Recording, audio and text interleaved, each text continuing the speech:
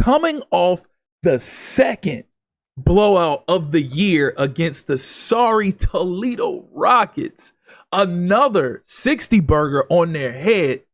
It's time that we get into the next phase of the postseason or the regular season or whatever it may be. And here we have a single season record broken by Jaden Davis. Congratulations. Jaden Davis has set the MAC single season passing touchdowns record. Check out the record screen for more details. Look at that. Jaden Davis getting after it, adding to his career. We have another career record broken. Congratulations, Jaden Davis has set the Kent State career passing yards record.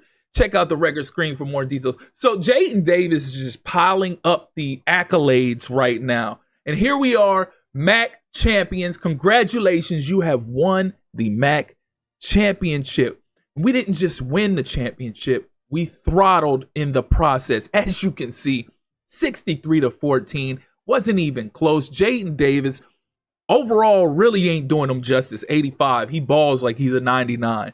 You can see the totals: 533 pass yards to their 162, 129 rush yards to their minus 23. A despicable performance in the conference championship game.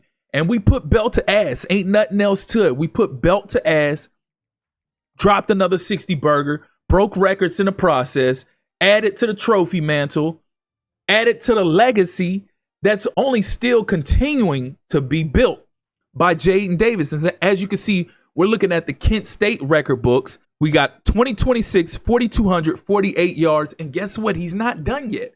We still got the playoffs ahead of us, with however long it may take to go through those playoffs. But it's been a spectacular year. You see the record. We're 12-1. We're still number 10 in the nation.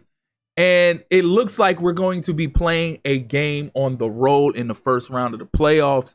So we just got to make sure we bring our A game. And there you see it, MAC championship trophy. We got the 68 Ventures Bowl trophy as well. So although we haven't won a natty yet, you can see we've been steadily building our hardware and adding to the trophy case. And year by year, we have progressed. So is this the year? Is this the Cinderella story? Is this the time that we reap the benefits of the development and what we've been building, what Coach Glover has been building since the start of this dynasty? Only time will tell. We're going to go ahead and advance to the next week to see where we're at in all of this and see who our first round opponent may be. So recruiting wise, we got a couple prospects that have us first, a couple that have us second. I think we might be done with recruiting. We can't revisit the, oh my God, and we fell back. We went from 10 to 11. Even after throttling Toledo in the conference championship, we fall a spot. So that pretty much guarantees that we won't have a home playoff game in the first round. But nonetheless, we're about to see who our opponent is as we sit here and navigate through the prospects that we've been recruiting. So let's see what we got here. What we got. Oh, it's awards week. Perfect. So MAC Defensive Player of the Week. Well, this isn't awards week. This is the awards from the previous week. So Jaden Walker, MAC Defensive Player of the Week. And of course, Anthony Brown-Stevens would be MAC Offensive Player of the Week after that 9-catch, 218-yard, 2 TD performance against Toledo. And we have a bye week this week. And just like I mentioned, there's no more scouting. So we won't get a chance to do any of that again until the offseason. But taking a look at some of these matchups, you had Georgia knocked off Florida in the SEC Championship. Player of the game, Sokovie White, 5 catches, 135 yards, and 2 TDs. So a massive game in that dominant win for Georgia going into the college football playoff. And in a minute here, we're going to go take a look at the playoff bracket to see what all of the matchups look like. But for the time being, we're going to go ahead and take a peek at the statistics on the year. So for the season, we have Jaden Davis with 4,110 yards passing, 52 TDs to 16 picks. So although we threw a lot of picks early, we cleaned it up towards the end. Rushing, T-Mart had 90 carries for 831 yards, averaging 9.2 yards a carry and 15 TDs. Jaden Davis had 25 carries for 212 yards, averaging 8.5 yards a carry and 2 TDs. Receiving wise, Anthony Brown-Stevens with a breakout year, 118 catches for 1,317 yards, 19 TDs, averaging 11.2 yards a catch. Brantley on 26 catches, 608 yards receiving, averaging 23.4 yards per catch, and having 7 TDs on a year. Not bad for a guy that we didn't even start utilizing until mid-season towards the end of the year. And how does Anthony Brown-Stevens' numbers match up against everybody in the nation?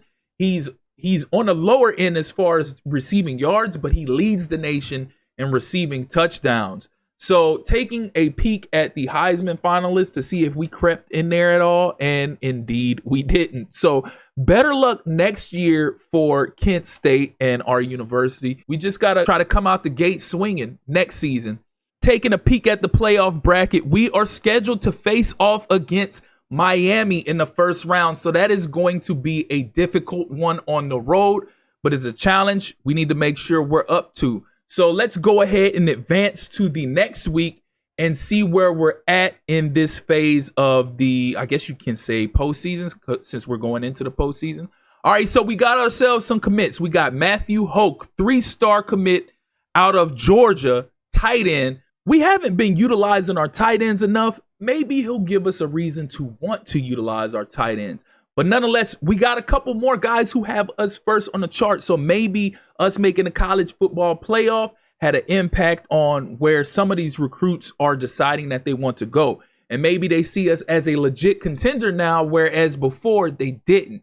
So moving on to the next phase, George Simmons, offensive coordinator, got the Broyles Award for Coordinator of the Year. Yeah, he's definitely out of there. Congrats to Coach Simmons, but it's not a good sign for us because whenever a team is winning and their coordinators start getting success, they start dipping and going to other teams. Marcel Reed ended up winning the 2027 Heisman Trophy, 4,400 yards passing with 38 TDs.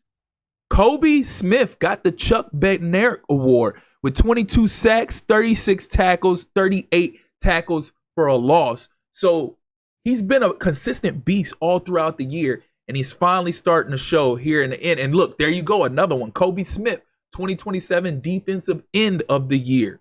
Monstrous statistics, monstrous year, and he's only building on his career legacy as well. Anthony Brown-Stevens, 2027 Fred Biletnikoff Award, 118 catches, 1,317 yards, 19 TDs. Might not have gotten a Heisman, but he proved that he's the best receiver in the nation. And Kobe Smith just continues to add to his trophy case, our trophy case, winning the 2027 Bronco Nagurski Award.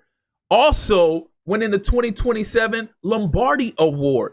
Jesus Christ. How many awards is that now? Is that 5? Is that 4 or 5? I ain't been keeping track. But there you have it, the official announcement. Number 11, Kent State to face off against number 6, Miami in the first round of the college football playoff. You've been invited to play in the college football playoff this week against Miami. We need to tighten up our bootstraps because this is not going to be easy at all. This is going to be a challenge. This is going to be a big time challenge. And you can see we've added to our trophy case. So we need to go take a peek at the trophy case to witness the awards that we received. There you are. There you have it. The Broyles Award, George Simmons. He'll be walking out on us. And you can see the runner up was the defensive coordinator as well. So taking a peek at the trophy case to see the hardware added. Look at that. Just getting more and more and more to the collection. I love it. I love it. But I'm having flashbacks right now of my Florida Atlantic rebuild for college football 25 and how we had that first round playoff matchup against Oregon on the road. And we almost got dusted until we locked in and got our act together. Is this going to be a repeat of that? Only time will tell. I'm going to go ahead and save the game action for the next episode. As always, if you're here for the first time or you're returning and you haven't liked or subscribed already, please do so. Click that notification tab so you can stay up to speed with more of this Kent State rebuild as well as other college football 26 content. Again, I appreciate you all for tuning in. That's been my time. Till next time.